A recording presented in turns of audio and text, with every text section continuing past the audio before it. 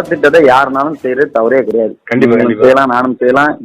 இங்க இருக்க சிறுகுண்ட தொகுதியில ஒவ்வொரு ஆளும் செய்யலாம். ஆனா முக்கிய பொறுப்புகளை வீணா செய்யக்கூடாது. அவரு ஓனரா இருக்கலாம் எதா இருக்கலாம். எந்த அடிப்படையில செய்றீங்க? இல்லைன்னா ஒண்ணு பண்ணுவோம், நாளைக்கு நானும் செய்யல நீங்களும் செய்ய வேண்டாம், நான் போய் உங்க மேல சட்டப்படி ஒரு கம்ப்ளைண்ட் கொடுத்துட்டானா, ஏன்னா ஒரு அன்பா உங்களுக்கே பெருந்தன்மையா இருக்க தெரியணும்.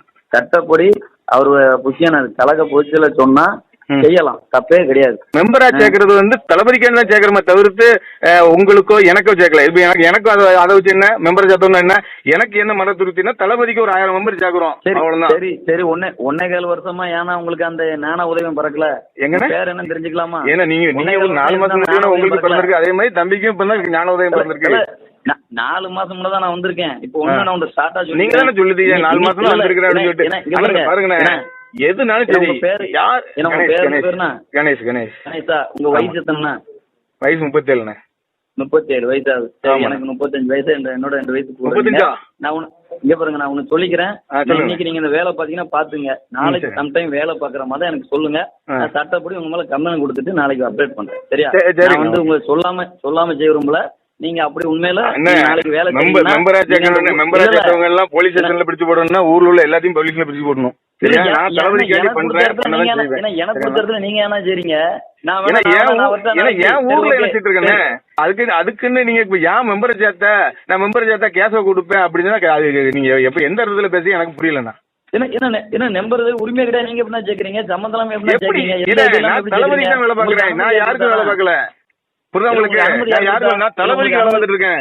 சரியாண்ணா? ஏன்னா இந்த பாருங்க, நான் நீ ஊர்ல கேட்டுக்கீங்க, நான் கரெக்டா இருக்குன்னா கரெக்டா இருப்பேன். சரியா? நீங்க இது பிடிச்சிட்டு கேச கொடுப்பேன் அப்படின்னு சொன்னா அதுக்கு நான் ஒன்னும் பதில் சொல்ல முடியாது. சரியா சொல்லணும். அந்த பாருங்க சொல்லணும், நாளைக்கு உங்களுக்கு போச்சீங்கன்னா தம்பி உங்க பின்னாடி அதுல மாற்றுறதே கிடையாது. அதுக்கு நீங்க அங்க போறேன் இங்க போறேன் தயவு செய்ய எனக்கு பேசாதீங்க. தயவு செய்து பேசாதீங்க.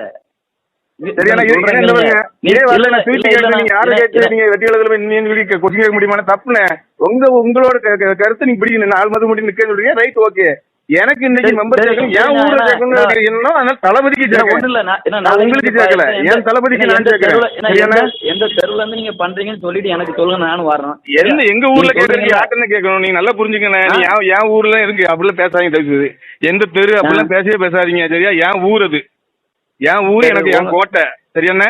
நல்லா புரிஞ்சுக்கங்க. நீங்க இந்த கேஸ கொடுப்பேன் அப்படிலாம் தயவு செய்து என்கிட்ட பேசாதீங்க. தயவு செய்து இதோடு நிப்பாட்டிங்க. சரியாண்ணே? நான் தளபதிக்கு ஒர்க் பண்ணிட்டு இருக்கேன், தளபதிக்கு மட்டுமே ஒர்க் பண்ணிட்டு இருக்கேன். இல்ல எழுதி வச்சுக்கிறவங்க பேர் எழுதி. என்ன பேருனா? அண்ணன் பேரு கணேஷ் குமார். நல்லா பெருசா எழுதுங்க. நீங்க தளபதிக்கு வைங்க. நான் கொஞ்சம் அந்த 1.25 வருஷத்துல விட்டுட்டு இப்ப சரிங்க. நீங்க 4 மாசம் முன்னாடி தான் வந்து சொன்னீங்க, அப்புறம் திருப்பி என்கிட்ட 1.25 வருஷம் தெரியல. ஏன்னா நான் தளபதி ரசிகர் கிடையாதுண்ணா. நான் உங்களை மாதிரி நானும் உதயத்தோட வரேன். நான் தளபதி ரசிகர். உங்களுக்கு நீங்க ரசிகர் கிடையாது, ரசிகர். சரியா? சரியாண்ணே? அது நான் உங்கள்கிட்ட ப்ரூஃப் ஒன்றும் அவசியம் கிடையாது. சரியாண்ணே? சரி, நான் உறுப்பினர் பேரில் வச்சுக்கோங்க. நான் பேர பேசுறேன்.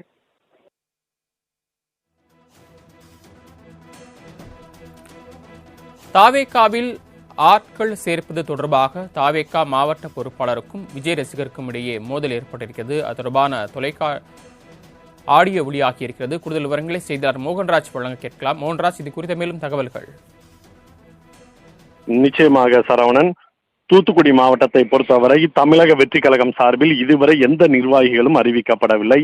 தமிழக வெற்றி கழகம் சார்பில் 2026 சட்டமன்ற தேர்தலை முன்னிலைப்படுத்தி பல்வேறு கட்ட பணிகளில் கட்சி தலைவரும் நடிகருமான விஜய் ஈடுபட்டு வருகிறார். தமிழகத்தில் பல்வேறு மாவட்டங்களுக்கு பொறுப்பாளர்கள் நியமிக்கப்பட்டு கட்சி பணிகள் சுறுசுறுப்பாக நடைபெற்று வரும் நிலையில் தூத்துக்குடி மாவட்டத்தை பொறுத்தவரை தூத்துக்குடி மாவட்டத்தை பொறுப்பாளர் அஜிதா ஆக்னல், மத்திய மாவட்ட பொறுப்பாளர் STR சாமுவேல், JKR முருகன் உட்பட பல்வேறு தரப்பினர் மாவட்ட பொறுப்பை கைப்பற்றும் விதமாக தாய்களை தொடர்ந்து நகர்த்தி வருகின்றனர்.